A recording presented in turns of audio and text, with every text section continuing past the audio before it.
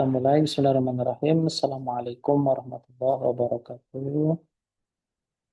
Alhamdulillah, salatu wassalamu ala rasulillah, Nabi Mustafa Muhammad ibn Abdillah, asyhadu an la ilaha illallah, wa asyhadu anna Muhammadan abduhu wa rasuluhu. Allahumma salli ala sayyidina Muhammad wa ala ali sayyidina Muhammad. Allahumma la ilma lana illa ma 'allamtana innaka antal alimul hakim wa la fahma lana illa ma fahamtana innaka antal jawadul karim wa la hawla wa la quwwata illa billahil aliyyil azim. Allahumma inna nas'aluka ilman nafi'a wa rizqan thayyibah wa amalan mutaqabbala. Allahumma inna na'udzubika min ilmin la yanfa' wa qalbin la yakhsha wa amalin la yurfa' wa du'ain la yusma'. Allahumma akhrijna min zulumatil wahm wa akrimna bi nuril fahm waftah alaina bi ma'rifatil ilm wanshur alaina rahmatak wa dzakirna ma nusina ya arhamar rahimin. Alhamdulillahi rabbil alamin.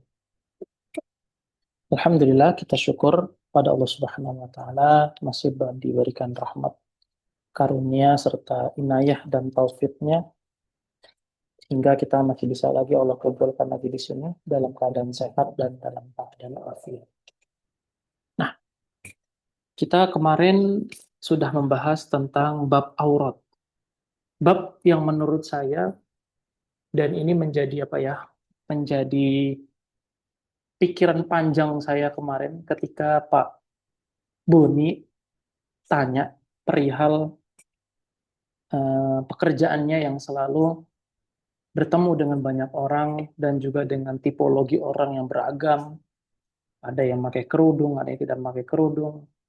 Hingga akhirnya saya menyimpulkan begini, bahwasanya kita hidup di zaman yang dimana setiap perilaku kita itu menimbulkan dosa. Di antaranya adalah gini tadi, mata kita tidak selamat dari dosa tersebut. Kita mau lihat ke samping kanan, ada aurat. Samping kiri, ada aurat. Depan juga ada aurat. Atas, ya nggak mungkin kita ngeliat atas bawah, apalagi nanti kita akan nabrak kalau kita berjalan. Artinya, di segala penjuru arah, mata kita tidak selamat dari yang namanya keburukan dan juga dari dosa-dosa yang datang tersebab oleh mata ini. Maka di sini penting adanya kita untuk menerapkan sistem Islam di tengah-tengah kehidupan kita. Karena kita nggak apa ya, kalau bahasa saya itu apalagi gitu loh yang bisa menyelamatkan mata kita untuk keluar dari dosa-dosa yang melimpah ini. Gitu. Dan bahkan juga artinya juga bahkan setiap jam kita ketika kita keluar, setiap detiknya ketika kita melihat aurat tersebut, itu kita hanya menghasilkan dosa, dosa, dan dosa saja. Maka mungkin dari hal tersebut saya mulai apa ya sangat benar-benar me, me- mengilhami dan juga benar-benar sangat kayak iya juga ya. Ya sudahlah ini kita hanya perlu banyak istighfar dalam setiap kita agenda kita keluar.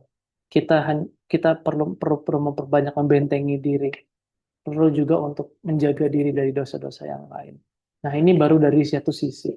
Dan dari sisi-sisi yang lain juga mungkin kita akan berinvestasi gitulah dengan dosa-dosa yang nggak kita lakukan atau yang kita lakukan. Contoh misalnya ada lagi gini, yang semisal dengan ini, yang mungkin kita nggak sadar melakukan itu, tapi sebenarnya kita sedang melakukan dosa. Contoh misalnya, kita tahu kan bahwasannya dalam Islam kepemilikan barang itu punya empunya masing-masing. Ada yang milik individu, ada yang dia itu memang milik umat, ada yang dia itu memang milik negara. Dah, di antara sesuatu yang milik umat adalah ketika barang tersebut atau sesuatu tersebut itu melimpah. Dan juga di dalam hadis yang lain juga bahwasanya manusia itu berserikat pada tiga hal. Air, api, dan padang gembalaan.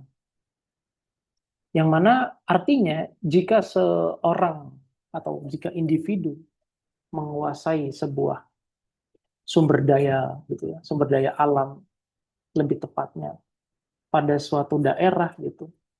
Kemudian dia dengan superiornya dan juga dengan kekuatan finansialnya membangun smelter, membangun gedung-gedung tinggi, terus juga mempekerjakan banyak orang untuk mengelola hasil bumi milik tanda kutip yang dia klaim milik pribadi tadi, dan memiliki barang yang dihasilkan, maka barang tersebut adalah barang yang bisa kita bilang barang yang nggak layak untuk dijual. Kenapa? Karena ketika kita jual beli, kan syarat jual beli itu kan ada 4 ya. Pertama ada penjual, kedua ada pembeli, ketiga ada barang yang dijual atau ma'kudun alaih, yang keempat adalah siruh, ijab dan qabul. Nah, di antara syarat dari ma'kudun alaih itu adalah sesuatu tersebut tuh harus tamaluknya tam. Artinya orang yang penjual itu harus memiliki barang tersebut dengan kepemilikan yang sempurna. Bukan milik orang lain, tapi milik diri dia sendiri. Yang mana artinya ketika seseorang itu menjual kepada orang lain, lalu orang lain tersebut membelinya dengan uang yang dia dapatkan sendiri dan dia memiliki uang tersebut, maka jual belinya tidak menjadi sah atau fasad bahasanya. Ketika akadnya fasad, maka ya hanya dosalah yang diterima baik dari penjual maupun pembeli. Bayangkan hampir seluruh barang-barang yang kita punya itu adalah hasil bumi yang dikelola oleh individu. Dan seluruh barang-barang yang kita punya, kita nggak sadar bahwasanya setiap kita membeli itu ada dosanya. Kenapa? Karena penjual itu tidak memiliki barang tersebut secara sempurna. Yang mana artinya, kalau bahasa saya, setiap kita membeli, kita sama dengan berdosa. Artinya, handphone yang kita punya, laptop yang kita punya, terus kipas angin yang kita punya, rumah, semen, bata, batunya, lalu lantainya, ubinnya, lalu mesin cuci, dan semua barang-barang yang sekiranya itu ada sumber daya dari alam yang dimiliki individu, maka jual beli barang tersebut adalah jual beli barang yang fasad gitu nanti. Dan artinya fasad itu nanti akan berefek kepada dosa. Maka sempat ada yang tanya ke saya, kalau gitu Ustadz berarti gimana? Gak mungkin dong kita Ustadz, nggak nggak mungkin kita hidup kalau kita nggak memiliki barang-barang tersebut. Ya, kita nggak mungkin hidup. Maka ya terimalah kita hari ini gitu. Setiap kita membeli kita berdosa. Setiap kita melihat kita juga berdosa. Yang mana kita harus istighfari setiap hari sembari kita berupaya dengan semaksimal mungkin menyadarkan umat pada khususnya untuk keluar dari dosa yang nggak kita lakukan ini, atau dosa yang kita lakukan tapi kita nggak sadar bahwasanya itu adalah dosa. Nah, makanya saya berharap majelis-majelis yang nanti akan diisi oleh teman-teman di sini ataupun juga ilmu yang nanti disebarkan ke tengah-tengah masyarakat, khususnya di keluarga sendiri, itu diterapkan. Selain diterapkan, diamalkan. Lalu didakwahkan ke yang lain. Hingga keilmuan Islam ini tidak hanya sebatas sebagai tumpukan buku-buku yang bertingkat ataupun rak-rak yang bertumpuk ataupun berjejer, tapi benar-benar hidup di tengah-tengah masyarakat. Mungkin inilah sedikitlah pembukaan dari saya mengenai pertanyaan dari Pak Boni kemarin. Pak Boni sudah datang belum? Sudah datang. Bahwasanya ya setiap detik kita melakukan dosa, kanan kiri kita, depan kita, dan lain sebagainya. Dan saya sampai hari ini belum menemukan Pak tentang kebolehan melihat melihat aurat baik laki-laki ataupun perempuan. Dan sampai hari ini juga saya belum menemukan satu pendapat ulama yang membolehkan jual beli dengan barang yang tidak dimiliki 100% oleh penjual. Nah, kalau misalkan nanti teman-teman pernah menjumpai, tolong kabari saya. Saya ingin terbebas dari dari dosa-dosa yang nggak sengaja ataupun yang nggak sadar saya lakukan. Itu ya. Mungkin itu dulu sebagai pembukaan dari saya. Dan kita akan lanjutkan lagi di bab Arkanus Sholat. Nah, ini merupakan bab yang paling penting. Dan ini merupakan perkara juga yang paling penting dalam hidup, yaitu adalah perkara sholat. Nah, yang dimaksud dalam hal ini adalah perkara-perkara yang mesti ada. Kalau nggak ada salah satunya, dia nggak disebut sebagai yang namanya sholat.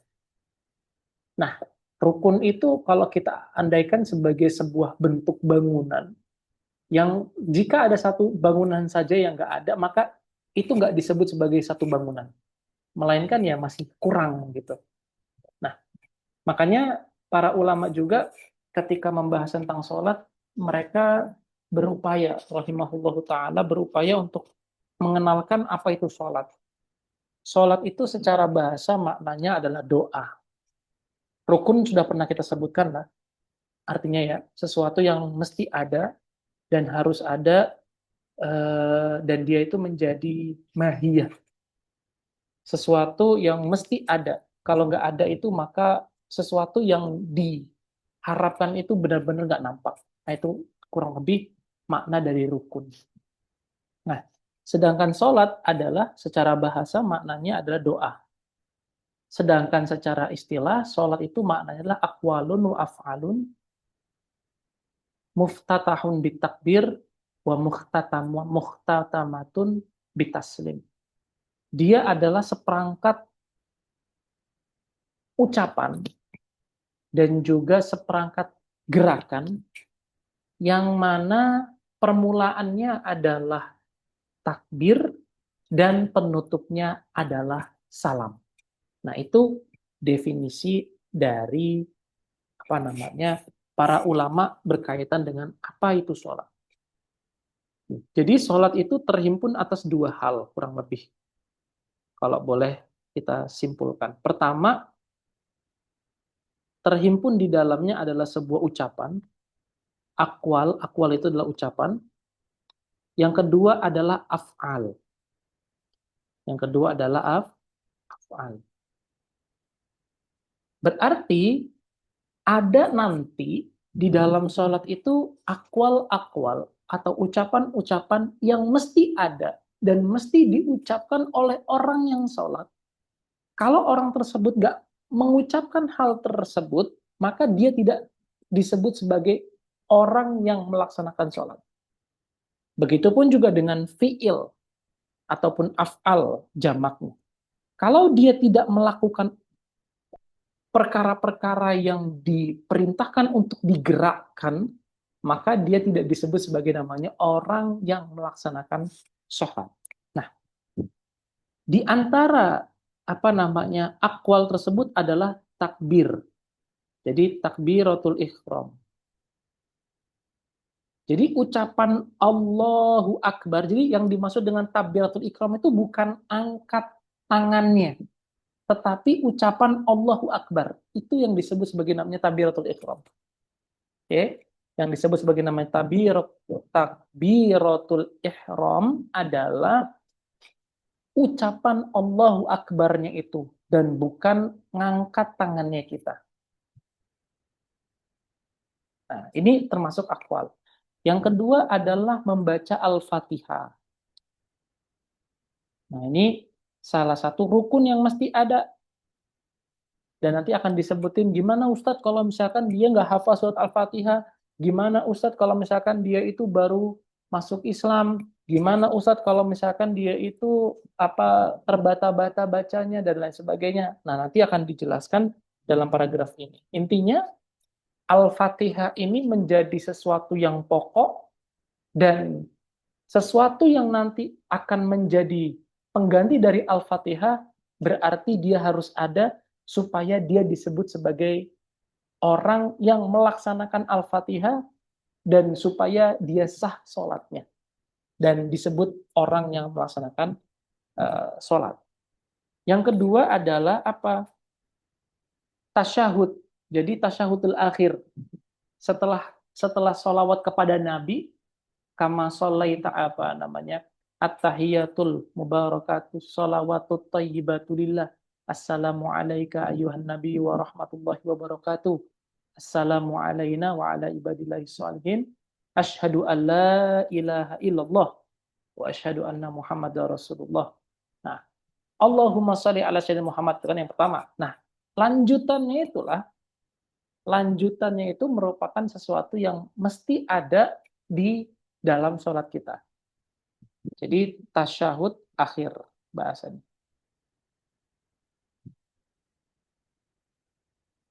Ini harus ada. Yang keempat adalah sholawat kepada Nabi. Jadi sholawat dan salam. Harus ada kata sholah dan harus ada kata salam. Oke. Harus ada kata sholat dan harus ada kata salam. Afan. Salamnya nggak mesti, kata salamnya nggak ada. Hanya sholat saja, Afan. Harus ada sholat kepada Nabi. Sholawat kepada Nabi, bukan sholat. Sholawat betul tepatnya. Sholawat kepada Nabi. Sholawat. Ya sama aja sih sebenarnya. Oke. Yang kelima adalah ucapan Assalamualaikum. Yang pertama. Jadi salam pertama itu mesti diucapkan. Salam kedua, ulama katakan itu sunnah.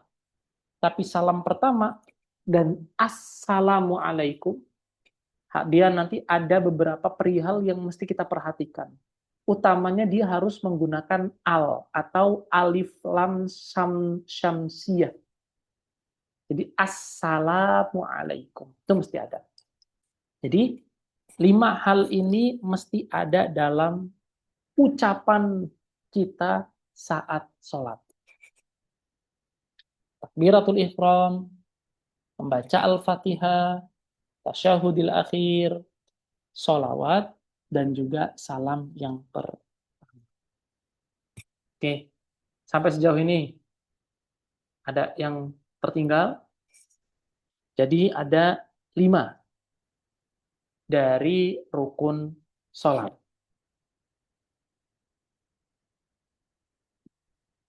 Kalau nggak ada, kita lanjut. Terus rukun yang berikutnya, af'al. Af'al itu ada apa? Ada niat. Loh Ustadz, niat kan nggak kelihatan Ustadz. Iya, dia merupakan af'alul qalbi namanya. Meskipun dia itu nggak nampak dalam mata kita, tapi dia adalah pekerjaan hati. Nah, terus yang kedua adalah berdiri. Al-qiyam, berdiri. Nanti ini juga ada penjabaran lagi, gimana orang yang nggak berdiri Ustadz? Boleh nggak sholatnya sambil duduk? Dan lain sebagainya. Nah, yang ketiga, selain berdiri ada namanya i'tidal. I'tidal nggak ada bahasa Indonesianya. Yang keempat ada sujud. Ya, sujud di sini maksudnya sujud 2 kali. Yang kelima adalah duduk di antara 2 sujud. Di antara sujud. Yang keenam ada yang namanya duduk tasyahud akhir, duduk tasyahud.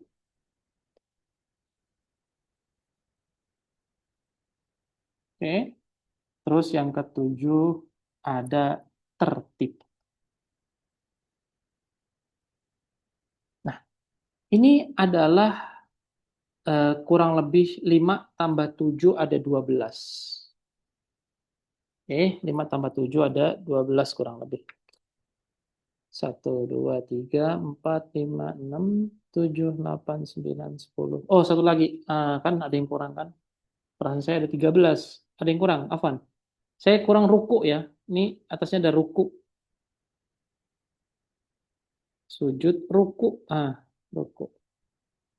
6, 7, 8. Nah, ini merupakan 13 rukun sholat yang dimuktamadkan. Nah, saya sudah pernah sounding juga dengan istilah muktamad ya kan ya. Muktamad itu adalah pendapat yang ditujukan untuk merapihkan berbagai pandangan dalam suatu mazhab menjadi satu pandangan saja. Ya. Dan kurang tepat ketika kita mengatakan mu'tamad itu artinya adalah pendapat yang resmi.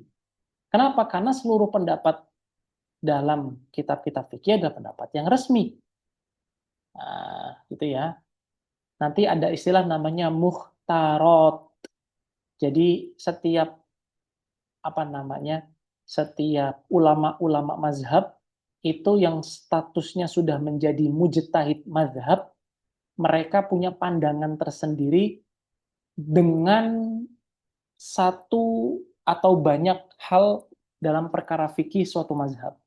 Itu disebut sebagai namanya mukhtarot. Atau bahasa lainnya itu ikhtiarot. Nah, di antara buku yang mungkin nanti akan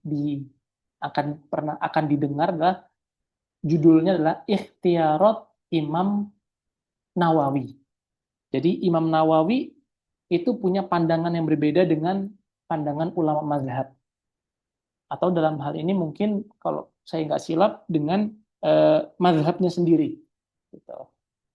Yang mana Imam Nawawi bilang bahwasanya kalau menurut kebanyakan ulama mazhab, namanya sujud itu yang penting menempel dahi saja. Gitu. Yang penting menempel dahi saja. Nah, tapi menurut Imam Nawawi enggak, harus ada 7 anggota yang mesti menempel pada tanah. Nah, ini adalah salah satu di antara sekian banyak ikhtiar dari Imam Nawawi di dalam perkara-perkara fikih di mazhab Syafi'i. Nah, itu disebut sebagai namanya ikhtiarot atau mukhtarot. Jadi ada mu'tamad, ada mukhtarot atau ikhtiarot. Dan masih ada banyak lagi istilah-istilah dalam kitab-kitab fikih. Insya Allah seiring berjalannya waktu, kita akan satu persatu kita akan bahas apa itu qaul masyhur, apa itu qaul ashhar, apa itu qaul doif, apa itu qaul sahih, apa itu qaul asoh, dan lain sebagainya. Insya Allah biidznillah semoga ada waktu kita untuk membahas itu, dan semoga kita direzekikan untuk bisa ngaji apa namanya setelah kitab ini kitab yang lain lagi. Semoga kalau direzekikan dan ada waktu, saya mau mencoba juga berbagi, mau kita coba ngaji kitab Fathul Qorib. Ya, saya nggak tahu nanti habis berapa tahun itu kitab, tapi yang pasti saya berencana untuk biiznillah, semoga Allah mudahkan untuk mencoba kita baca kitab Fathul Qorib atau yang lain lah, semisal mungkin kitab Yaqutun Nafis misalnya juga. Yang mana biiznillah semoga ada kesampaian niat tersebut. Oke. Yuk, sampai sejauh ini. Kalau ada diskusi atau ada pertanyaan, silakan. Sebelum kita merincikan satu persatu tentang niat, tentang hal-hal yang berkaitan dengan niat, dan Fatihah juga, dan berkaitan dengan Fatihah. Silakan. Cukup lah ya, cukup mudah difahami ya. Oke, kalau cukup mudah difahami, kita coba hapus. Dan ini adalah, jadi ingat apa kesimpulannya, rukun sholat, menurut pendapat yang mu'tamad ada 13. Rukun sholat, menurut pendapat yang mu'tamad ada 13. Ada yang bilang 14, ada yang bilang 17. Ala kulli hal, dari itu semua, perbedaannya hanya satu kok. Perbedaannya hanya masalah lafaz saja. Itu perbedaan secara, apa kalau bahasanya itu khilaf lafzi saja. Karena lawazimnya atau esensinya atau sesuatu yang mengikuti hal dari rukun-rukun sholat ini menunjukkan bahwasanya ada perkara yang menjadi perselisihan tersebut. Nah, itu hanyalah khilaf lafzi saja, yaitu adalah perkara apakah ada tukmanina atau tidak. Nah, kalau misalkan yang menganggap ada, maka hitungannya 17, seperti Syekh Salim Al-Hadrami ini, kalau misalkan uh, tukmaninah nggak dianggap, tapi dia merupakan bagian dari sesuatu yang sudah mesti ada pada i'tidal, ruku dan sujud, dan sujud, maka hitungannya ada sekitar 13. Itu ya. Itu mungkin adalah perihal mengenai beberapa hal di awal-awal ini. Oke, kita hapus dulu. Nanti silakan kalau ada pertanyaan, silakan di sela saja. Yuk, kita lanjut. Arkanus sholah sab'ata asyara. Arkanus sholah sab'ata asyara. Ada 17. Nah, ingat ya, 17 berarti empatnya adalah tu'maninah. Empatnya adalah tu'maninah. Oke, yuk. Yang pertama adalah niat. Niat ini apa? Ya niat ya keserasian antara maksud hati dengan dengan aktivitas atau dengan perbuatan, keselarasan antara hati dan juga dengan perbuatan. Taib. Artinya dalam hal ini yang menjadi poin utamanya adalah ya apa yang ada dalam hati. Dan adapun ucapan itu hanyalah sebagai yataqawwam, hanya sebatas sesuatu yang yataqawa, sesuatu yang menguatkan serta membuat hati itu makin mantap untuk melakukan aktivitas sholat yang akan dilakukan.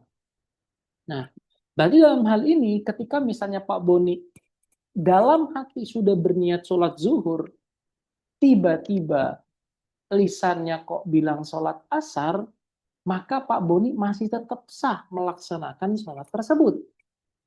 Karena apa? Karena yang dipentingkan atau yang dinilai itu bukan apa yang diucapkan, tapi apa yang ada dalam hati. Nah, ini adalah perbedaan salah satu masalah-masalah yang ada dalam niat. Nah, di dalam setelah perkara arkanus sholah ini nanti akan ada syarat-syarat dari niat, dari rukun-rukun yang tadi telah disebutkan. Ada nanti syaratnya niat, syaratnya Al-Fatihah, syaratnya duduk, ila akhirih, nanti akan disebutkan. Bismillah ta'ala. Tapi ala kulli hal, dalam hal ini, inti dari pembahasan dalam rukun yang pertama itu dari niat, apa yang ada dalam hati. Ketika ada perbedaan yang ada dalam lisan, maka yang dinilai atau yang dihitung adalah apa yang ada dalam hati. Dan nggak perlu mengulang sholatnya. Nah, yang kedua ini juga perkara penting dan sangat penting. Apa itu, Ustaz? Artinya begini, jikalau seseorang sudah sudah Allahu Akbar, sudah takbiratul ihram, yang nanti kita akan membahas hal ini, artinya dia nggak boleh makan, nggak boleh minum, dan nggak boleh melakukan aktivitas-aktivitas apapun yang di luar sholat itu boleh dilakukan. Nah, termasuk jika ia membatalkan sholat tanpa sebab, tanpa uzur. Misal, ketika Mas Aldari sudah Allahu Akbar misalnya, tiba-tiba Mas Aldari keinget, tiba-tiba, oh iya, jemuran belum diangkat, hujan pula. Terus Mas Aldari dengan begitu saja meninggalkan sholat wajib tersebut. Nah, itu hitungannya Mas Aldari dosa. Kenapa Ustadz? Ya, karena itu adalah sesuatu yang sesuatu yang mesti ada dan ketika sudah memulai harus ditunaikan, nggak boleh enggak. Ini juga berlaku bagi mereka yang puasa. Ketika puasa itu mokel, ya bahasanya ibu saya mokel atau buka puasa tengah itu dosa. Begitupun juga dengan umroh, haji juga pun sama. Ketika dia sudah ketika dia sudah berihram, udah tuh dia harus tuntaskan ibadahnya tersebut sampai ke ujungnya. Nggak boleh berhenti, nggak boleh yang namanya dia itu mutus atau mokel, nggak boleh. Dia harus tuntaskan semua. Nah, maka perlu diperhatikan. Makanya penting untuk kita itu mempersiapkan diri sebelum sholat. Tinggalkan semua, pastikan kalau misalkan kita jemur dan cuaca mendung, jemurannya udah diangkat. Kalau kita masak sesuatu, masakannya sudah ditiriskan, kompornya sudah dimatikan. Kalau misalkan kita mengerjakan sesuatu, pastikan semuanya sudah aman dan dalam proses kendali dan dalam kendali. Nah, kenapa? Karena kalau sudah Allahu Akbar, udah tuh. Nah, nggak boleh kita membatalkannya begitu saja. Oke, adapun yang berikutnya yang menjadi pembahasan adalah apa lafaz dari Allahu Akbar. Nah, jawabannya adalah ya Allahu Akbar. Nah, ini adalah lafaznya. Allahu Akbar.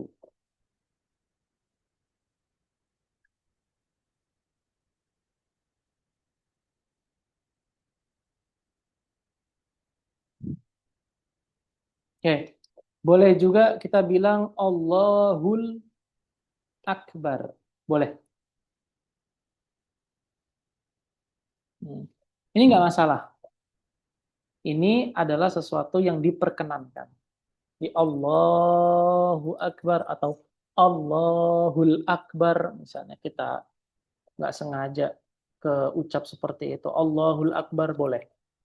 Kita juga boleh mengatakan Allahu Ar-Rahman Akbar misalnya. Boleh juga. Nggak masalah. Allahur Rahmanu Akbar. Nah, tapi para ulama punya syarat. Syaratnya apa? Syaratnya kalimat yang berada di tengah-tengah ini nggak boleh lebih dari tiga. Nggak boleh lebih dari tiga. Berarti kalau Allahur Rahmanur Rahimu Akbar, boleh. Oke. Kalau misalkan dia lebih dari tiga huruf atau dari tiga kalimat, maka takbiratul ihramnya batal dan nggak dianggap. Nah, tapi kalau misalkan dia kurang dari tiga huruf, kurang dari tiga kalimat, nah itu masih diperkenankan. Gitu. Nah ini berkaitan dengan takbiratul ihram. Oke, sampai di sini ada yang punya pengalaman takbiratul ihram? Takbiratul ihram itu ini ya, ucapannya ya, bukan ngangkat tangannya, bukan juga masalah sedekapnya di mana, enggak. Kita itu enggak menjadi pembahasan kita di rukun. Nah, itu nanti pembahasan yang lain. Nah, karena inti dari takbiratul ihram adalah ucapannya itu tadi. Lah, terus Ustadz, kalau misalkan orang itu baru masuk Islam, Ustadz, nah, katakanlah begitu,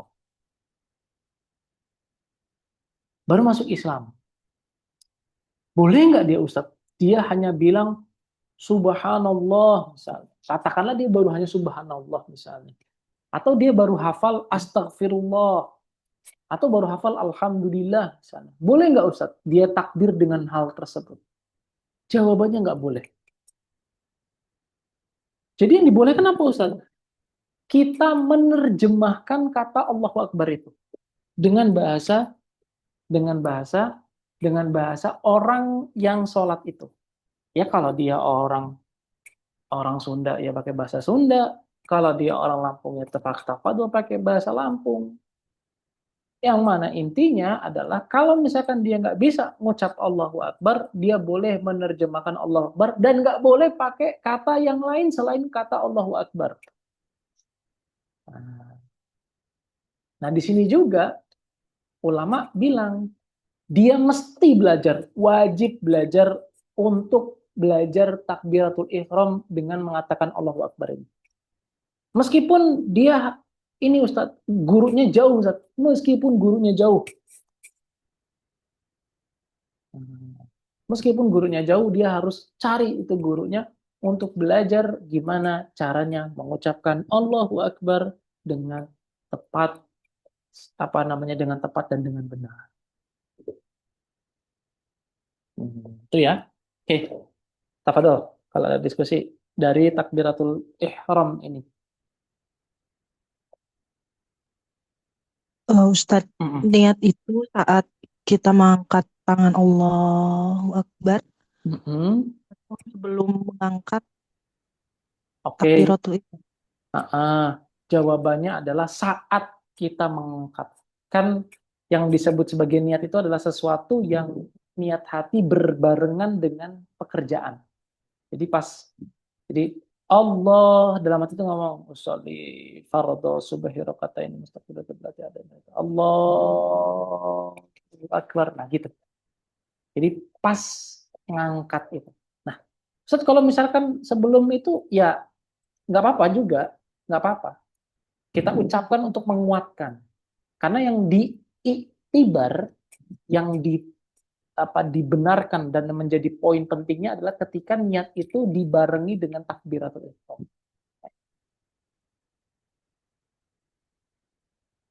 Ya, sama seperti gini Mbak Ulan. Mbak Ulan wudhu, Mbak Ulan niat sebelum wudhu, terus niat lagi. Nah, itu boleh, nggak apa-apa. Karena yang dihitung dan menjadi titik sah atau enggaknya wudhunya Mbak Bulan ketika niatnya itu bersamaan dengan jatuhnya air ke wajah, ke bagian wajah. Nah, itu. Berarti kalau yang tadi, kalau wudhu itu kan kumur-kumur itu kan sunnah ya Ustadz. Betul. Nah itu kalau sebelum ke wajib itu kan tadi membasuh wajah. Nah sebelum ke wajib itu belum berniat, disertakan niat, berarti itu dapat pahala sunnahnya atau enggak Ustaz? Jawabannya enggak berpahala sunnah.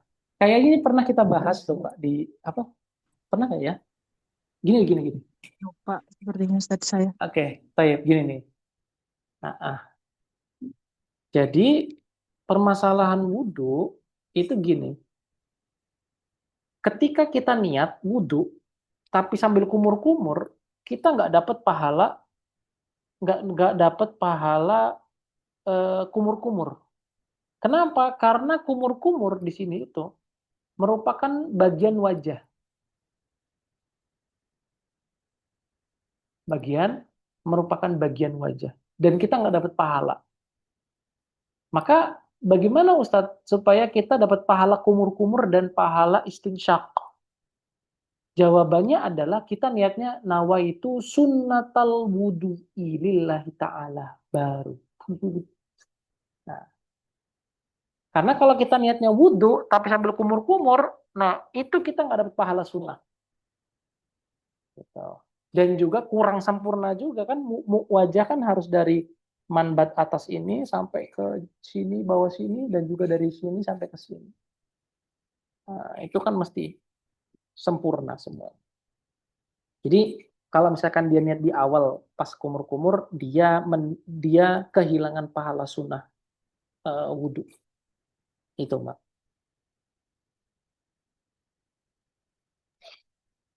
Kalau ini Ustaz saya pernah dengar Mm-mm. ya, di Fathul Qorib itu apa ya, Mm-mm. yang lewat gitu.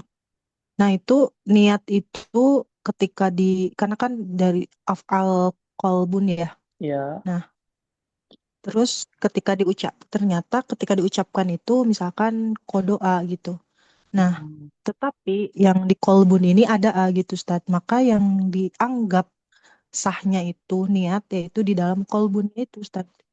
Apa seperti itu Ustaz? Iya, kan tadi kan kita udah bilang tuh, karena niatkan tadi itu di kolbun, maka kolbun itulah yang menjadi eh, pertimbangannya ataupun standar ukur bener dia mau melakukan apa. Standar ukurnya yang ada di hati. Kita benar, benar Pak.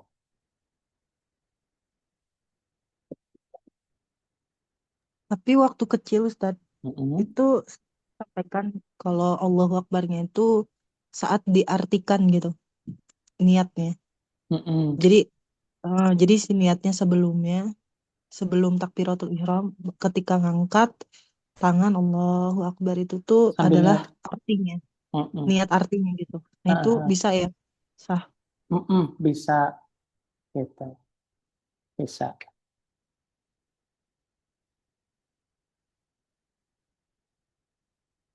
Yuk, ada lagi.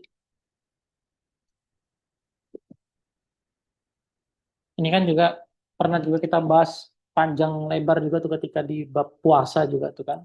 Nah, perkara niat nih menjadi yang penting. Oke, kalau nggak ada lanjut. Yo, yang berikutnya.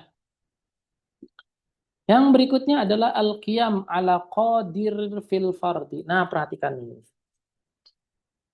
Wajib, wajib berdiri bagi mereka yang melaksanakan sholat fardu. Atau orang yang semisal melaksanakan sholat fardu.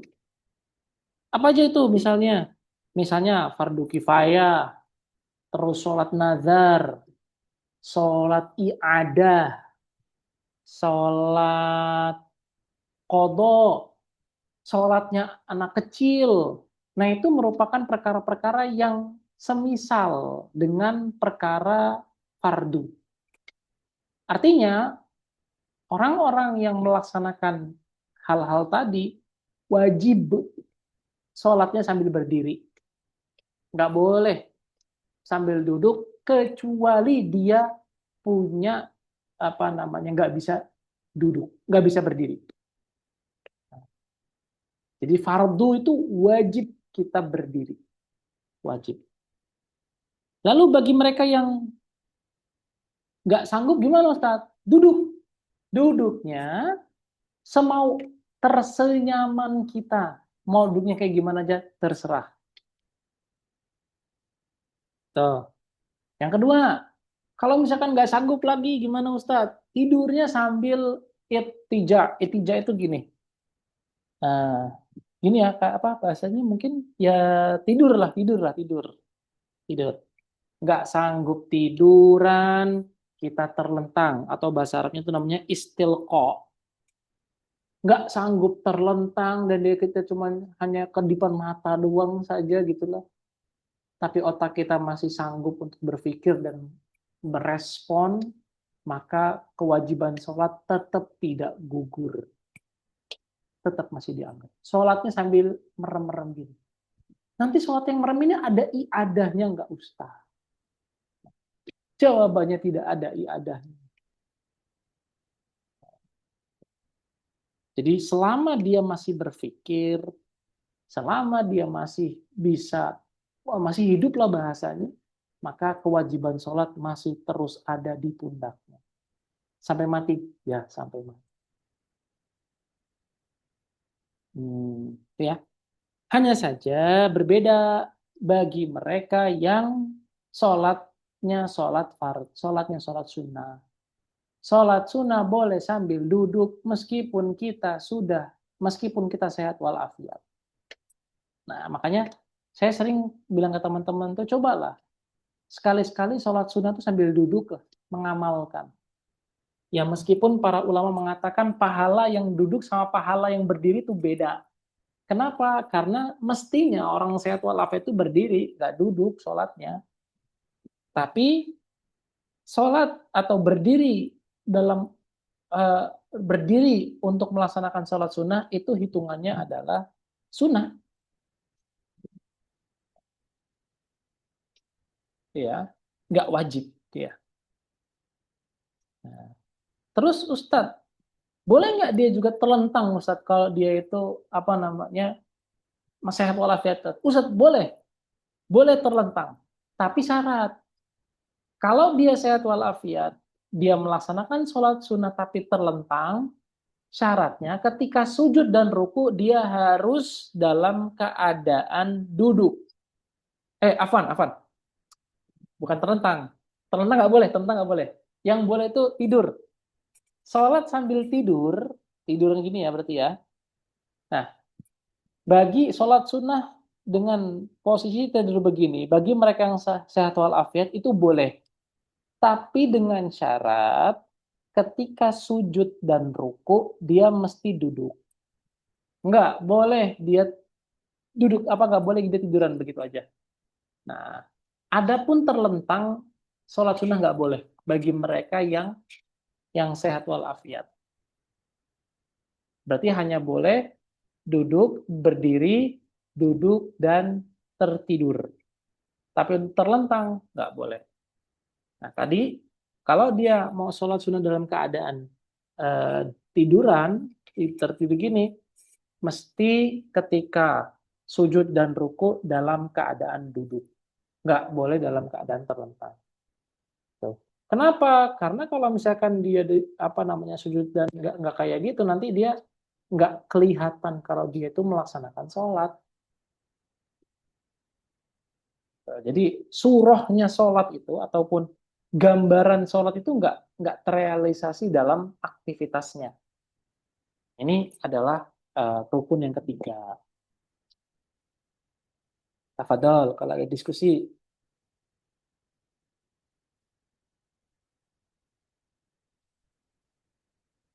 Nah, ini mudah lah ya.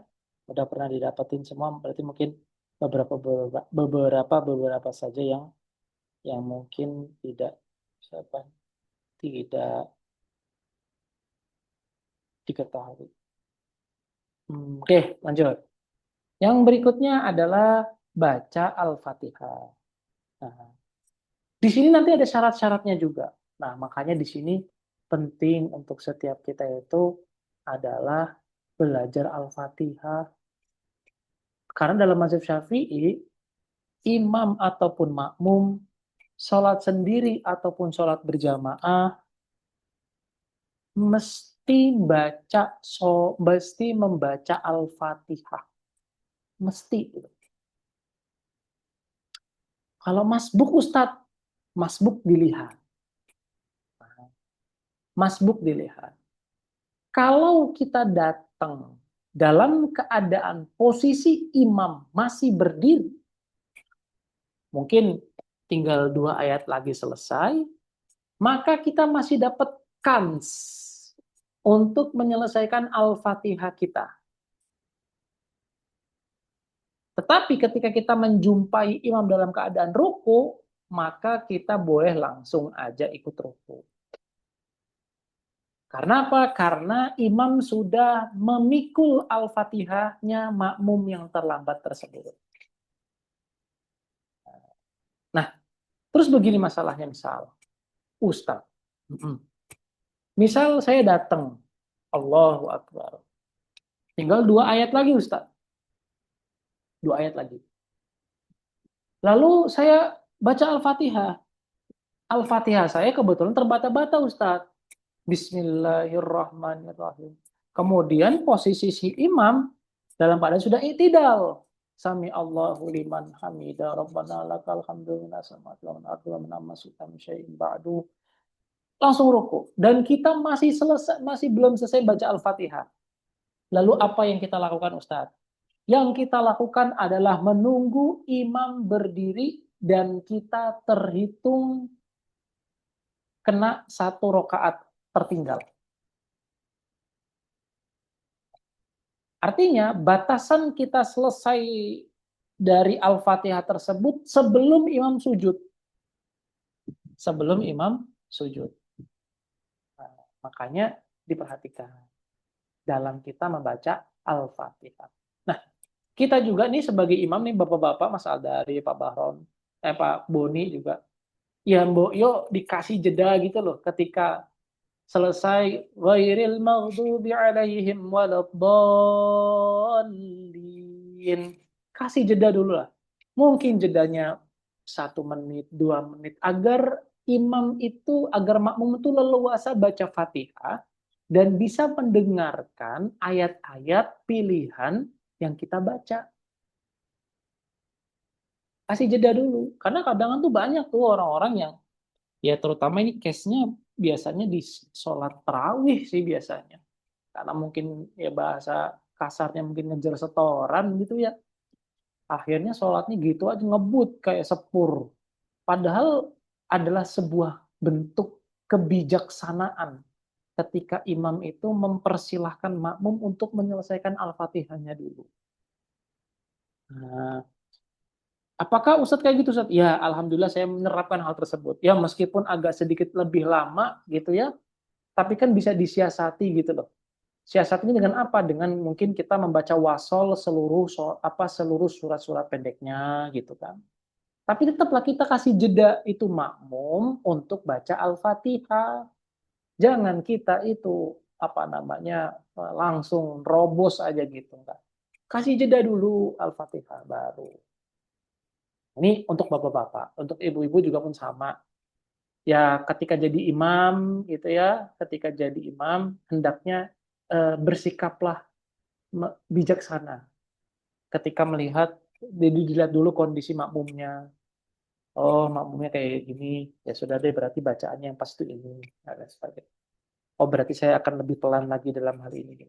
Itu adalah, jadi kan imam itu kan orang yang orang yang diikuti bahasanya. Jadi ya seenggaknya kebijaksanaan itu setidaknya terpancar di dalam diri kita sehingga cara-cara atau nilai-nilai kita dalam menjadi imam itu ditiru oleh yang lain. Nah, itu ya. Ini apa namanya sekilas tentang baca Al-Fatihah. Hmm, apa dol kalau ada diskusi. Nah, niat hati saya itu tadi tuh, tapi saya baru keingat sekarang tentang ketika sholat ini, ketika kita tertinggal sholat id, baca Fatihahnya. Nah itu saya belum ini, saya tadi sudah saya baru keingat sekarang, tadi tadi belum teringat. Harusnya harusnya saya bahas ini karena itu penting untuk kita amalkan. Tapi insya Allah lah, semoga nanti setelah ini saya ingat lagi dan saya coba mastiin lagi di kitabnya. Bagaimana tata cara baca Al-Fatihah bagi makmum masbuk dalam sholat Id. Nah, karena itu kan biasanya kan tricky sekali. Meskipun jarang orang, tapi kan pasti aja ada orang yang terlambat apa namanya sholat Idnya. Itu ya. Nanti insya Allah coba jadi catatan saya tentang sholat Id. Bagaimana baca Al-Fatihah. Oke, tafadhol kalau ada diskusi.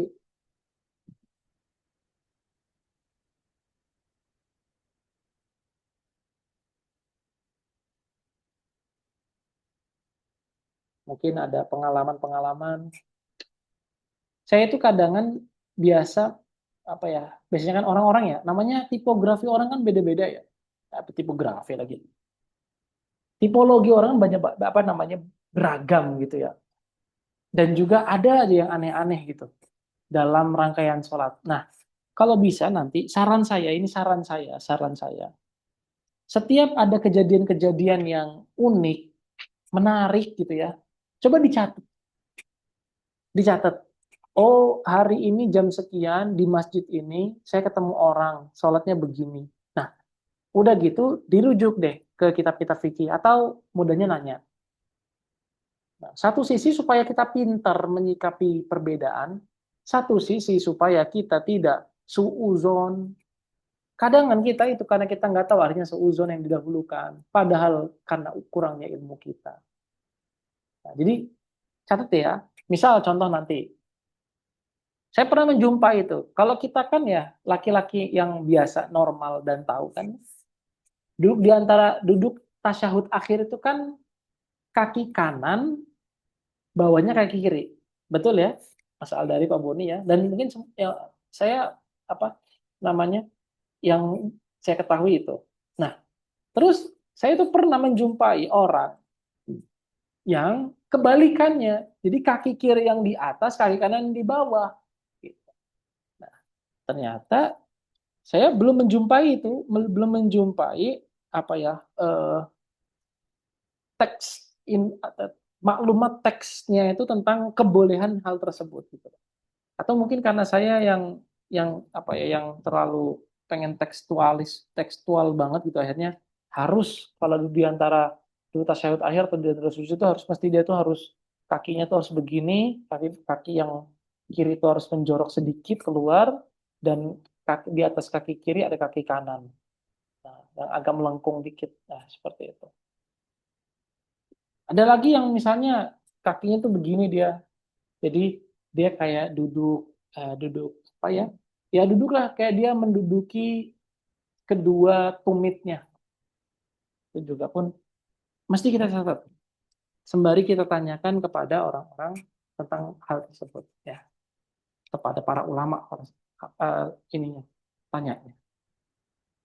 Oke, itu sekilas. Oke, lanjut lagi ke Fatihah.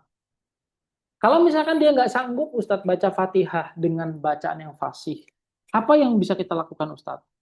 Ya udah, kita bisa baca surat yang lain yang jumlahnya 7 ayat. Terus misalnya saya hafal surat 2 ayat, surat Al-Baqarah 2 ayat, surat Al-Imran 2 ayat, surat An-Nisa. Boleh Ustaz? Boleh, silakan. Tapi afdolnya, baiknya adalah apa namanya ayat-ayat yang berurutan. Terus Ustadz, misalkan dia juga nggak hafal surat apa namanya surat eh, dalam Al-Quran. Ya udah zikir yang jumlah zikir tersebut itu sama hurufnya dengan huruf-huruf yang di Al-Fatihah. Kalau di dalam kitab Nail Roja itu disebutkan subhanallah walhamdulillah wala ilaha illallah wallahu akbar wala haula wala quwata illa billah masya Allahu kana wa ma lam yasha lam yakun. Itu 7 zikir. Ini masih kurang nih, maka kita harus sempurnakan. Yang sekiranya yang gola batu zon kita, yang sangkaan kita, zikir kita itu sudah mencakup huruf-huruf yang ada pada Al-Fatihah. Subhanallah, walhamdulillah, wa la ilaha illallah, wallahu akbar, wa la hawla wa la quwata illa billahil aliyil azim, masya Allah kana wa malam yasha lam yakun. Terus kita zikir. Zikir juga nggak hafal Ustaz. Pakai apa? Pakai doa. Doa mau makan misalnya, doa mau tidur, doa-doa yang lain. Yang pasti jumlah hurufnya sama seperti yang ada dalam Al-Fatihah. Oke, nggak hafal juga Ustadz doa. Karena dia baru masuk Islam misalnya. Ya sudah, kalau benar-benar nggak hafal lagi udah berdiri aja, berdiri dengan berdiri dengan durasi seperti orang baca Al-Fatihah. Misalkan baca Fatihah mentok berapa sih? Paling panjang mungkin 3 atau 5 lah paling panjang menit. Ya sudah berdiri selama kurang lebih 3 sampai 4 menit atau 5 menit itu. Berdiri aja udah. Berdiri aja.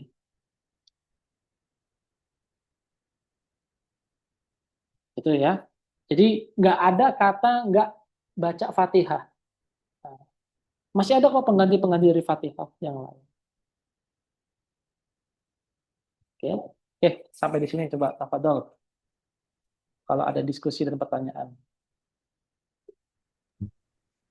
Izin Tat. Mm-mm. Ini Tat, di waktu membaca Al-Fatihah itu seandainya kalau kita cegukan atau batuk bersin itu gimana Tat? Barakallah fik. Ya, benar. Bagus pertanyaannya. Oke. Oke Tat. Jadi cekukan dan batuk tidak menghalangi kita untuk apa ya? Tidak membuat doror bacaan Al-Fatihah kita. Misalnya alhamdulillah hajim. Ya udah lanjutin saja. Alhamdulillahirabbil alamin arrahmanir rahim. Jadi kalau misalkan di tengah-tengah ayat, ulang lagi ayatnya, terus dilengkapi dari ayat yang pertama. Terus di ayat yang kedua misalnya Ar-Rahmanir Rahim Maliki Yaumiddin misalnya Iyyaka na'budu hajim misalnya. Ya udah mulai dari Iyyaka na'budu. Enggak perlu kita mulai dari awal. Karena itu adalah perkara-perkara yang tidak membuat doror, merusak Al-Fatihah kita. Karena dia ada syaratnya Al-Fatihah. Di antara syarat Al-Fatihah adalah dia harus berangkai. Artinya harus urutan. Dan nggak boleh ada jeda yang cukup panjang.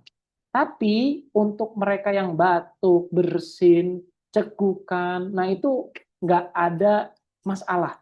Nggak ada masalah. Nggak masalah. Al-Fatihahnya harus tetap lanjut. Lanjut terus. Sampai sempurna tujuan. Itu Pak Boni. Nanti ada juga kok ini syarat-syaratnya insya Allah. Dibahas lebih panjang. Ada lagi yang lain, silakan.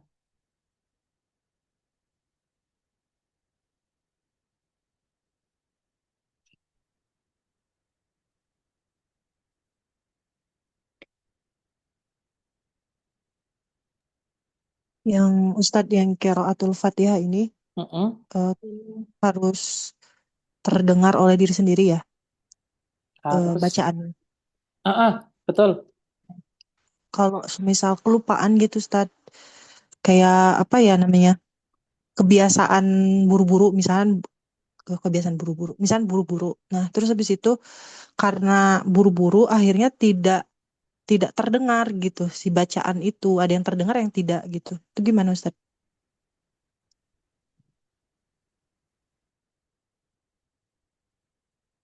Jadi kayak di kolbun gitu akhirnya. Iya.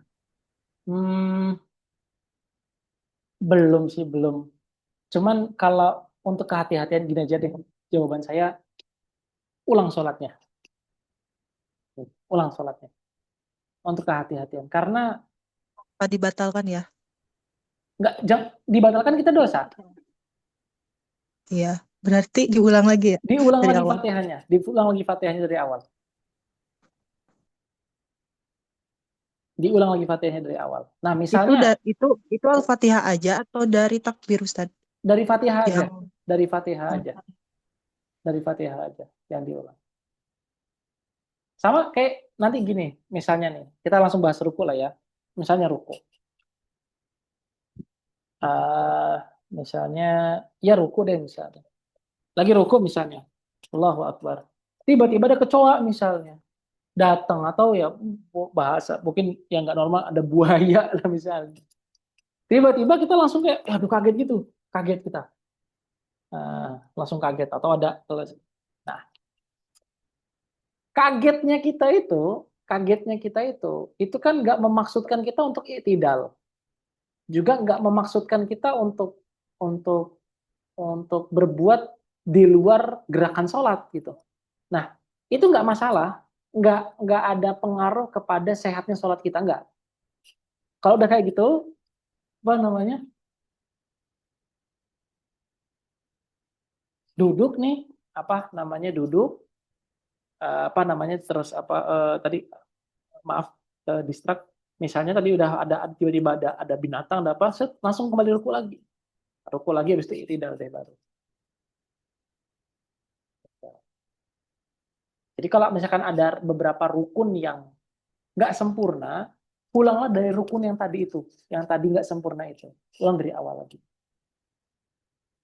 Al-Fatihah juga pun sama. Al-Fatihah kalau misalkan udah sangat sempurna, ulang lagi Fatihah. Dari yang tidak sempurna itu. Gitu ya, Mbak. berarti dari misalnya Uh-uh. ngobrolin amin gitu kan, habis itu balik lagi ke Al-Fatihah, Alhamdulillahirabbil alamin.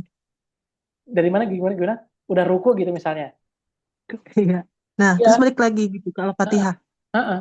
Karena kan nggak sempurna, kan syarat dari sholat kan harus tertib dia. Berarti kan kita nggak tertib itu. Berarti harus mengulang supaya lebih tertib. Kan syaratnya kan tertib. Kirain pakai sujud syahwi Ustaz. Oh, nggak semua selesai dengan sujud sahwi. Nggak semua perkara selesai dengan sujud sahwi. Ada beberapa perkara-perkara saja yang selesai dengan sujud sahwi. Di antaranya duduk di antara dua sujud itu selesai dengan sujud sahwi. Lupa kita duduk di antara dua sujud. Afwan. Innalillahi wa inna ilaihi raji'un. Astagfirullah. Enggak, afwan. Misalnya kita tidak duduk tasyahud awal. Itu selesai dengan sujud sahwi. Selesai dengan sujud syahwi. Karena dia merupakan bagian dari abaatnya sholat. Jadi sholat itu ada rukun, ada abaat, ada hayat. dan lain-lainnya. Itu nanti ada di kitab-kitab fikih yang lebih tinggi lagi. Nah, yang perkara yang selesai dengan sujud sahwi adalah perkara-perkara abad. Abadnya itu diantaranya apa aja? Duduk tasyahud awal itu boleh dan selesai dengan sujud sahwi kalau kita lupa. Itu. Sok, yang lainnya kalau ada diskusi.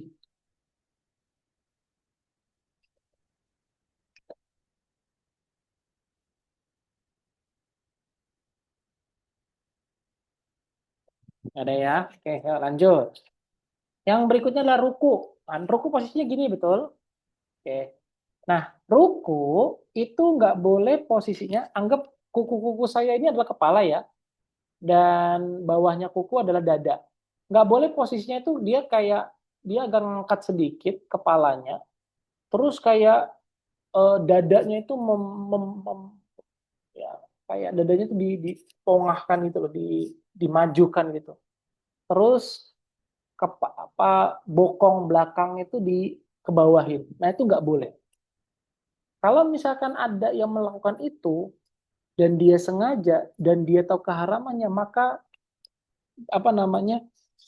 nggak sah itu rukuknya. Gitu. Dan lebih dari itu, sholatnya menjadi batal. Sholatnya menjadi batal. Ya. Jadi yang yang normal-normal sajalah dalam kita tuh ruku. Nah, normal-normal saja. Baik ya. Itu ya maksudnya ya. Lalu berikutnya,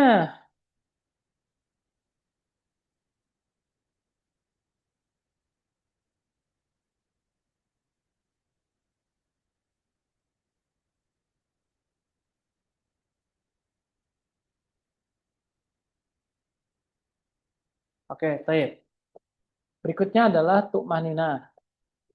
Tu'manina, tu'manina adalah berhenti sejenak di antara dua rukun. Ya, tu'manina mah ini aja nggak lama-lama gitu. Tu'manina itu nggak lama-lama. Terus yang berikutnya adalah i'tidal. Nah, i'tidal itu termasuk atau disebut sebagai namanya rukun qashir.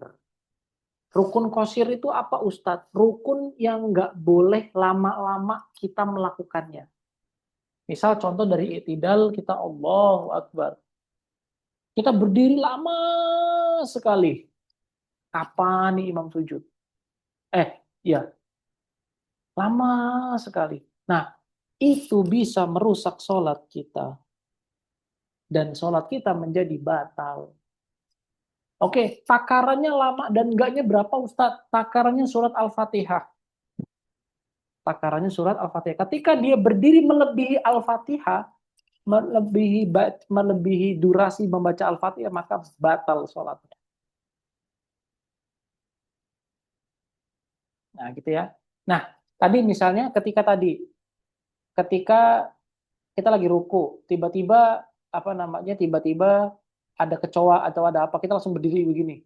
Nah, itu kita dihitung tidak i'tidal. Maka kita ruku sejenak, kita i'tidal. Kita harus meniatkan diri untuk i'tidal. Kalau kita nggak meniatkan diri untuk i'tidal, seperti tadi misalnya ada kecoa, ada binatang-binatang yang lain yang sekiranya membuat kita kaget, maka kita nggak terhitung orang yang sengaja i'tidal. Dan itu harus diulang lagi rukunya. Jadi ulang rukunya dulu, baru i'tidal. Seperti itu ya. Jadi i'tidal itu harus dengan kesengajaan. Nggak boleh dengan tidak sengaja. Oke, yang berikutnya tumak nina. Yang berikutnya lagi sujud marotain. Maksudnya ya sujud 2 kali gitu ya, sujud. Sujud adalah kalau definisinya para ulama, sujud itu adalah menyentuhnya atau bertemunya secara langsung si jidat ini, dahi ini dengan lantai atau dengan tanah atau dengan yang lainnya. Nah, dan lain-lainnya. Dan inilah apa namanya penghambaan terbesar seorang manusia kepada Robnya di sujud ini. Nah, lagi-lagi tadi apa namanya Imam Nawawi dalam hal ini punya pandangan bahwasannya harus ada 7 anggota yang menempel ketika kita sujud. Pertama dahi, kedua telapak tangan, ketiga kedua lutut kaki, keempat adalah sebagian kaki atau lengkukan kaki itu. Nah, untuk masalah apakah dirapetkan, apakah dilonggarkan, itu apa namanya masalah yang saya juga belum menjumpai perdebatan seperti apa.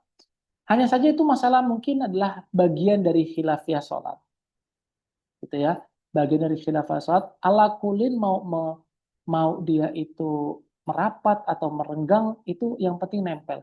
Kalau ngangkat Ustadz, nah itu apa namanya bisa dibilang dia agak beda dengan yang lainnya. Meskipun para ulama dalam hal ini Syafi'iyah hanya mensyaratkan sujud itu hanya dengan dahi saja, dan itu adalah pendapatnya dari Imam Nawawi. Kayak baiknya jangan ngangkat kakinya gitu, jangan ngangkat kakinya. Mestilah ada 7 anggota sujud itu nempel, jangan ngangkat kakinya. Masalah nanti rapet nggak rapet itu ya masalah khilafiyah. Nah, tuh. Taib, itu sujud. Yang kedua adalah tumak nina. Terus yang ke-11, duduk di antara 2 sujud. Nah, duduk di antara 2 sujud juga termasuk rukun yang qasir. Artinya nggak boleh lama-lama. Batasnya lama itu apa Ustadz? Batasnya lama adalah bacaan tasyahud akhir. Bacaan tasyahud aja. Ketika melebihi bacaan tasyahud, nah udah, itu bisa membatalkan sholat kita. Ini nggak boleh lama-lama. Ya cukup Rabbighfirli warhamni wajburni warfa'ni warzuqni wahdini wa'afini wa'fu anni. Ada cukup itu aja. 7 doa yang menurut saya itu udah lengkap dan super lengkap untuk kita meminta kepada Allah Subhanahu wa Ta'ala. Oke, yang berikutnya adalah tumak nina. Berarti kan tumak nina ada 4 tuh. Ada di i'tidal, ada di ruku, ada di i'tidal, ada di sujud, ada di duduk di antara 2 sujud. Nah, berarti kan kalau 4 ini hilang kan berarti ada 13.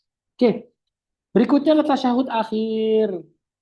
Tasyahud akhir ini mesti ada dari mulai at-tahiyatul mubarakatus sholawatut thayyibatu lillah ila akhiri sampai fil alamina innaka hamidum majid. Kalau mau ditambahi doa silahkan. Mau ditambahi doa silahkan. Allahumma inni a'udzubika min azabid dunya wa min azabil qabri wa min syarri fitnatil mahya wal mamati wa min syarri fitnatil masyihid dajjal ya muqallibal qulub tsabbit qalbi ala dinik wa ala ta'atik. Tafadhol, silahkan. Kalau mau ditambahin hal tersebut. Nah, yang ke-14 di sini ada qu'ud, duduk. Maksudnya ya tasyahud akhir harus dalam keadaan duduk. Maksudnya gitu, duduk. Yang ke-15 sholawat kepada Nabi. Jadi wassalamu fi. Nah kan di sini kan ada salam juga kan, betul? Nah, salam juga termasuk. Nah, jadi sholawat dan salam ada kata as-sholatu wassalamu. Harus ada kata-kata salam dan sholawat. Nah, yang ke-16 harus ada kata-kata assalamu alaikum. Nah, itu mesti ada tuh. Pertama, syarat dari salam itu dia harus ada alif lam syamsiyahnya. Nggak boleh salamun alaikum, nggak boleh. Harus assalamualaikum. Yang kedua, nggak boleh assalamu alaiki atau assalamu alaika, nggak boleh. Harus domir kum. Taib, yang berikutnya nggak boleh kita itu assalam, diem dulu. Nah itu nggak boleh. Harus assalamualaikum warahmatullah. Tuh. Yang berikutnya, dada harus posisinya ngadep kiblat. Yang bergerak hanya kepala. Jadi assalamualaikum. Nah itu.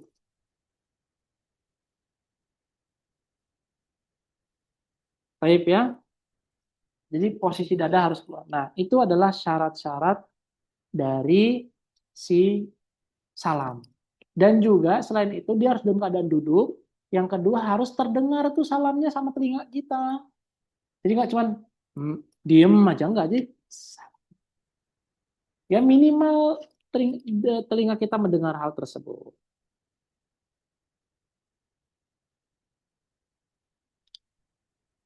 Oke. Nah, di sini juga diperkenankan juga dia boleh menggunakan terjemah salamnya. Kalau misalkan mereka yang nggak sanggup bilang Assalamualaikum warahmatullahi wabarakatuh.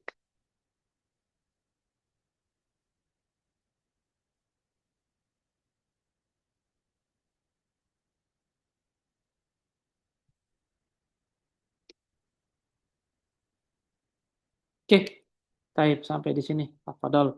Kalau misalkan ada diskusi dan lain-lain.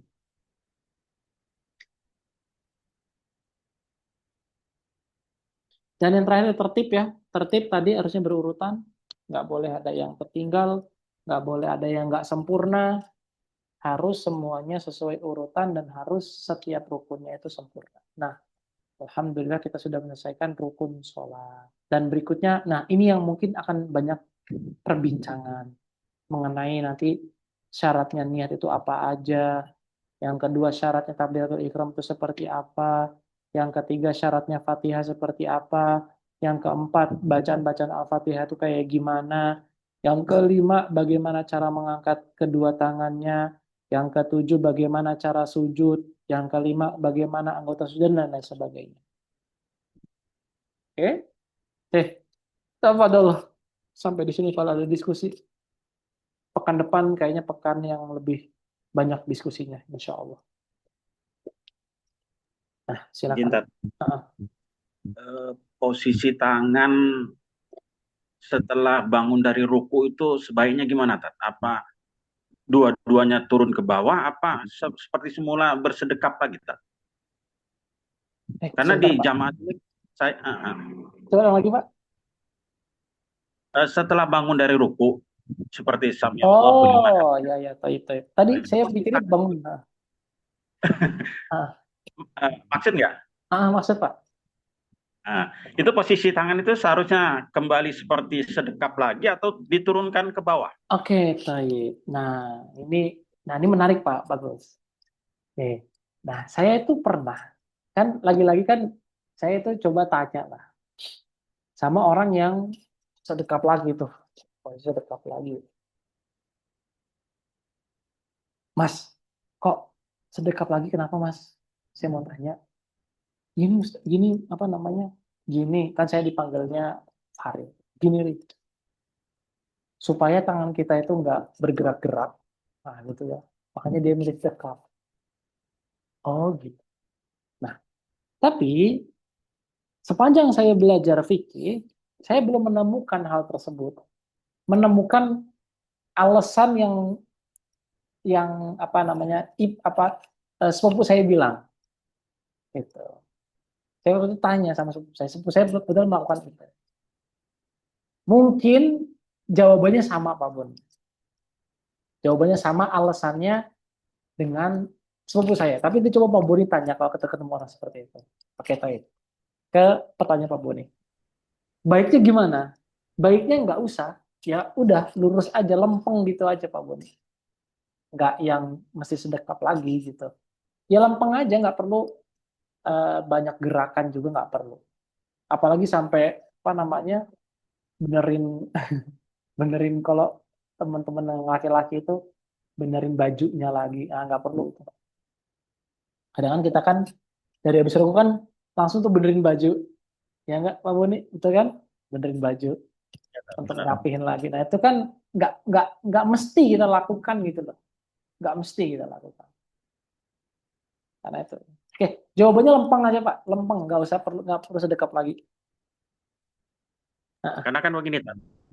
Di sini kan ada guru ah, fikih belasteran Pakistan dengan Banten. mm-mm, Nah, jamaah ini mengikuti daripada beliau si guru ini. mm-mm, Memang benar alasannya seperti Ustadz bilang tadi. Karena kalau sudah melebihi dua gerakan batal katanya Tat.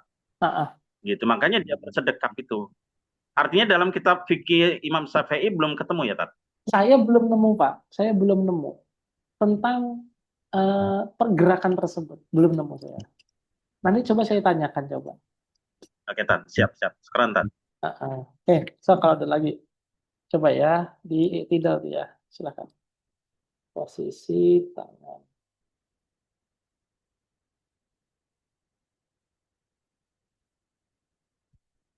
Ya intinya gini aja, juga ini pelajaran penting juga untuk yang lainnya. Pokoknya catat aja setiap ada pergerakan, bukan pergerakan sih, atau ada pun ada gerakan-gerakan yang sekiranya kok kayak di kita kok nggak umum banget gitu loh.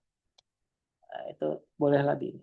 Nah makanya juga ini juga pentingnya kita juga ketika kita apa ya kan kayak gitu kan sudah kita kan jatuhnya kan sudah menjadi teladan di tengah-tengah umat ya. Memang ahsannya itu kita memberitahukan ke umat. Jadi nggak hanya sekedar mencontohkan, tapi juga memberitakan alasannya beserta dalilnya. Jadi kita nggak apa ya, nggak menjadikan umat itu mukolit terus gitu. Mukolit yang hanya sekedar nggak tahu, yang pokok kalau bahasanya santri sini derek sarungi kiai tok ngono gitu. Nggak cuma sekedar itu aja, tapi juga kita menjelaskan kepada mereka ini alasannya, ini dalilnya, ini kitabnya. Jadi kita benar-benar mengajak umat tuh untuk berpikir dan untuk mau belajar. Ada lagi juga yang bergerak-bergerak itu juga kan itu kan sering juga jadi problem. Artinya kan di situ apa namanya ada perbedaan dalam memahami hadis. Di satu riwayat dikatakan Nabi itu mengangkat jarinya gitu kan. Nah, mengangkat ini seperti apa gitu? Ada yang dimaknai mengangkat tornya bergerak gitu kan, akhirnya makanya bergerak atas bawah. Ada yang memaknai hadis tersebut itu artinya adalah bergerak ya bergerak gini aja gitu loh. Bergerak tuh ya diem aja, nggak perlu sampai kita tuh menggerak-gerakan. Apalagi sampai buat mainan kadang-kadang. Nah, itu juga nggak boleh. Nah, artinya juga setidaknya ketika kita tuh melakukan sesuatu ada landasannya gitu loh. Ada landasannya, ada dalilnya, ada kitabnya, ada yang pernah bicara dengan hal tersebut. Ustadz saya namanya ini. Pernah bilang di suatu forum katanya ada hadis yang mengatakan ini. Kalau pas ketemu juga kita tanya dalilnya, kita tanya kitabnya apa. Supaya kita ketika nanti ditanya sama orang, ditanya sama masyarakat, kita bisa menjawab dengan pede dan tegas. Nah, misalnya tadi ya perkara menggerakkan, perkara sedekah, dan perkara-perkara yang lain lah, yang di situ punya banyak sekali ragam. Baik, ada lagi yang lain dari Pak Boni, asal dari Mbak Bulan, Mbak Widya, Afadol. Nah, tapi nanti kalau khusus yang perempuan nanti silakan dirujuk fikih wanitanya ya, karena mungkin ada beberapa gerakan-gerakan yang nggak serupa dengan perempuan antara laki-laki dan perempuan, karena di beberapa perihal ada perbedaan antara perempuan dan laki-laki dalam masalah gerakannya. Silakan merujuk ke fikihnya masing-masing dan khususnya ke fikih wanita. Ada lagi, Sob?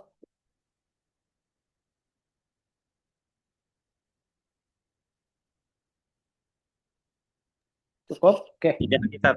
Oke. Silakan. Tentang merapatkan barisan atau sop ya. Oke. itu kan kadang saling nginjak-nginjak itu gimana, Tat? Iya, agak mengganggu itu, Tat. Itu memang ada ketentuannya, artinya kaki yang rapat atau bahu yang rapat, Tat? Oke. Jadi gini Pak, ini kalau di Mesir lebih ekstrim lagi Pak. Kadang kita ditarik Pak. Kalau di Indonesia kan mungkin kan diinjek ya Pak ya. Kalau di Mesir tuh kita nggak rapet sedikit sama sebelah kita, langsung ditarik gitu Pak. Pas lagi sholat Pak. Ini kaget gitu kan. Jadi ada aja ragamnya. Jadi gini. Jadi merapatkan barisan memang, jadi kan kadang kita kan diperintahkan imam kan ya. Lurus dan rapatkan safnya. Karena lurus dan rapat merupakan bagian dari kesempurnaan sholat. Berarti itu kan adalah perkara yang sifatnya tahsini, sifatnya pelengkap agar sholat kita tuh menjadi satu hal yang dalam tanda kutip ya indah gitu. Nah, ketika memang ketika memang orang sebelah kita itu nggak mau merapat atau orang sebelah kita tuh cenderung malah mengangkang gitu ya. Nah, itu kan mengganggu gitu. Meskipun lagi-lagi itu kan kesempurnaan sholat, ya mestinya nggak melakukan itulah, nggak melakukan hal-hal yang sekiranya bisa merusak konsentrasi orang. Oke, itu satu. Menjawab pertanyaan Pak Boni, jadi harusnya gimana Ustaz? Memang harusnya adalah ya kaki ketemu kaki, jadi mata kaki ketemu mata kaki, bahu ketemu bahu, itu normalnya. Tapi kan kadang kan orang kan punya postur yang beda-beda, punya kaki juga yang beda-beda. Makanya ya sudah dikira-kira rapetnya itu kayak gimana tuh kita sendiri deh yang menakar gitu loh. Yang pasti takaran dari takaran dari para ulama itu adalah mata kaki ketemu mata kaki, artinya ketemu kan nggak harus nempel toh, artinya kan idealnya rapat itu adalah mata kaki ketemu mata kaki, idealnya rapat atau idealnya barisan. Nah, bahu ketemu bahu. Nah, nanti kan akan berefek kepada ketika kita takbir atau iftar. Nah, itu ideal. Dan itu takaran idealnya itu seperti itu. Nah, kalau sudah sampai pada level mengganggu, saya rasa itu sudah bisa terhitung sebagai orang yang ya mohon maaf ya mengganggu orang sholat lah. Nah, sama gini Pak Boni, Mas Aldari, juga Mbak Wulan serta Mbak Widya. Misalkan kita masbuk nih, kita lihat ada orang sholat sendirian. Kita jangan langsung main tepuk aja. Jangan langsung main tepuk. Nah, kalau di Mesir tuh lebih parah lagi. Kita kadang tuh ditarik gitu. Kadang kalau kita sendiri tuh didorong ke depan tuh. Itu di Mesir tuh. Makanya waduh, parah banget. Ini terutama orang-orang yang gini nih, orang-orang yang nggak terpelajar biasanya. Ya pedagang, ya orang-orang yang memang nggak fakih fiddin lah bahasanya. Langsung main tarik, langsung main dorong aja. Ketika mau kita dijadikan sebagai imam atau kita sedang diajak bermakmum bersamanya. Saya dulu diajarkan begini. Ketika kita menepuk imam dalam keadaan tidak sholat, itu sama saja kita seperti orang yang mengganggu orang sholat. Maka baiknya ketika kita ingin menjadikan orang lain sebagai imam kita takbir dulu Allah, kita niat sembari kita makmum, baru kita tepuk. Kita dalam posisi sedang sholat, nggak apa-apa seperti itu. Dan kita tidak termasuk orang yang mengganggu sholat. Itu posisinya ketika kita menjadikan seseorang makmum. Oke, posisinya ketika kita ingin mengajak makmumnya itu agar ke belakang. Sama. Misalnya ini posisinya kayak gini. Ya, posisinya begini. Kita datang ke sini. Nah, maka kita takbir dulu di sebelah kiri dia, terus baru kita tepuk dia, kita ajak ke belakang. Dan ingat kita nggak boleh langsung main langsung main jalan gitu aja enggak, tapi pelan-pelan jalannya. Satu, diem dulu, diem lagi. Karena kalau kita langsung 3 kali, kita sudah melaksanakan apa batas maksimal dari pergerakan, dari di luar gerakan sholat.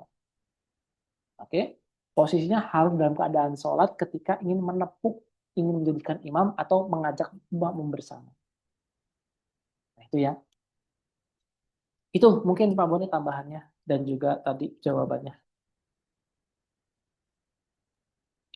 Izin lagi Tat, tentang Hmm. masbuk tadi Tat.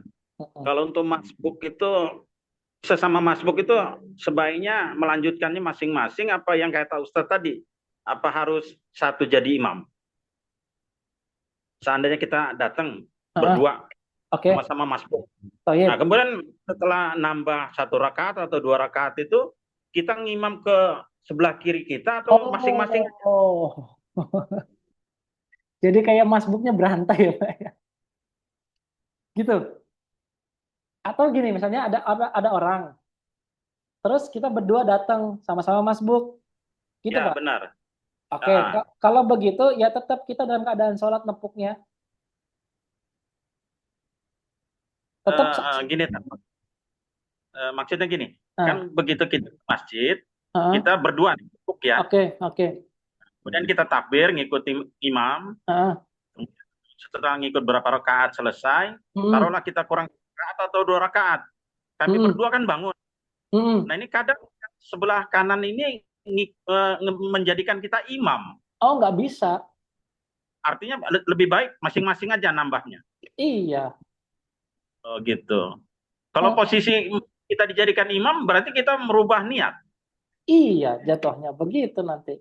Dan juga nanti Oh, itu kayak nggak satu rangkaian jatuhnya. Nggak bisa kayak gitu. oke, Tat, ya, siap, Nggak siap. bisa. Oh, oke. Nah, kalau misalkan lagi ketika Pak Boni udah berdiri nih untuk menyempurnakan, terus ditepuk lagi. Nah, saran saya mendingan jadi makmum yang baru, mendingan buat jamaah baru, bukan nepuk-nepuk terus. Iya, Tat, ya, siap. Oke, mendingan buat jamaah baru lagi. Dan diusahakan ketika ada jamaah, nggak perlu buat jamaah baru lagi. Kecuali masjidnya gede banget, nah baru berjamaah banyak nggak apa-apa. Tapi kalau masjid kecil, kalau bisa satu jamaah satu masjid. Apa ketika masbuk ya buat satu jamaah aja gitu loh. Nggak apa ya eh, seingat saya makruh hukumnya ada dua jamaah dalam satu masjid. Kecuali memang masjidnya gede banget, kita kan nggak tahu mana nih apa namanya yang melaksanakan sholat nih berjamaah. Itu aja mungkin tambahannya. Oke, dari Mbak Ulan, Mbak Widya ada diskusi Mas Aldari? Mungkin ada yang nggak saya sebutkan atau terlewat. Silahkan. Ini mau bertanya ini Tat, apa Ah, karena masuk tadi Tat. hmm, Jadi teringat di masjid komplek itu selesai sholat kan. ya, Eh, jadi saya tepuk tuh untuk saya menjadi apa makmum. makmumnya lah. Jadi malah si Abah itu malah geser gitu dia, ambil istighfar gitu Tat. Nah, itu saya belum belum menemukan lewat tuh gimana tuh Tat? Oh, got it, got it. Nah, itu bagus. Gini, gini. Oke. Nah, jadi memungkinkan si Abah itu, dia itu lagi sholat sunnah. Jadi dia itu, kan mungkin dianggap dia sholat sunnah, akhirnya kan nggak selaras nih dengan si makmum yang sholat wajib. Jadi mungkin dia Mm-mm. agak bergeser. Itu apa namanya, analisa saya ya, diagnosa saya. Oke. Tapi kalau kita gini, ketika Mas Adare sholat sunnah, tiba-tiba ada yang nepuk, ya sudah nggak apa-apa, ikutan aja. Gitu. Selama hayah sholatnya masih sama, Hmm. silakan aja. Kecuali kalau Mas Aldari nepuk orang yang lagi sholat jenazah itu nggak bisa. Iya. Karena hayahnya beda, cara sholatnya beda gitu loh. Tapi kalau masih sholat sunnah sama sholat wajib nggak apa-apa. Malah justru ketika Mas Aldari ketinggalan, misalnya kayak kemarin, misalnya sholat tarawih misalnya, tarawih. Mas Aldari ketinggalan sholat isya, tapi Mas Ade ngelihat ada makmum yang masbuk tarawihnya. Sudah tepuk aja itu. Supaya kita dapat pahala berjamaah. Jadi nggak apa-apa, kalau masih satu irama sholatnya, maksudnya dalam satu hayat nggak apa-apa. Kecuali satu yang Mas Imam, Mas Aldari nepuk orang yang lagi sholat jenazah itu nggak bisa, karena sudah beda hayat. Oke, siap, Tad. Dan itu berlaku untuk semua sholat sunnah ya, berlaku untuk semua sholat sunnah.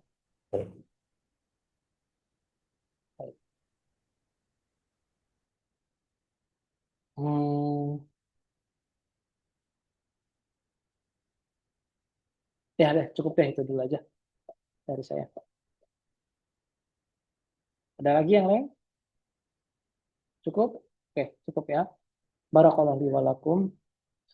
Sebenarnya ini perbincangannya lebih banyak ini karena case-case di dalam sholat ini lumayan banyak dan lumayan cukup bikin orang jadi agak sedikit emosi kalau misalkan ada perbedaan. Maka kedepankanlah diskusi, rujukan, dan juga terbuka pikirannya supaya ilmu itu masuk ke kita dan tidak ada no hard feeling lah gitu lah ya, nggak ada sakit hati yang membekas di antara kita gitu. Itu aja. Barakallahu li wa lakum. Mohon maaf dan apabila saya mohon ampun. Kita tutup dengan ucapan hamdalah, alhamdulillahirabbil alamin, dan doa kafaratul majelis, subhanakallahumma wa bihamdika nasyhadu an la ilaha illa anta nastaghfiruka wa natubu ilaik. Wa sallallahu ala sayyidina Muhammad wa ala alihi wasallam. Wassalamualaikum warahmatullahi wabarakatuh.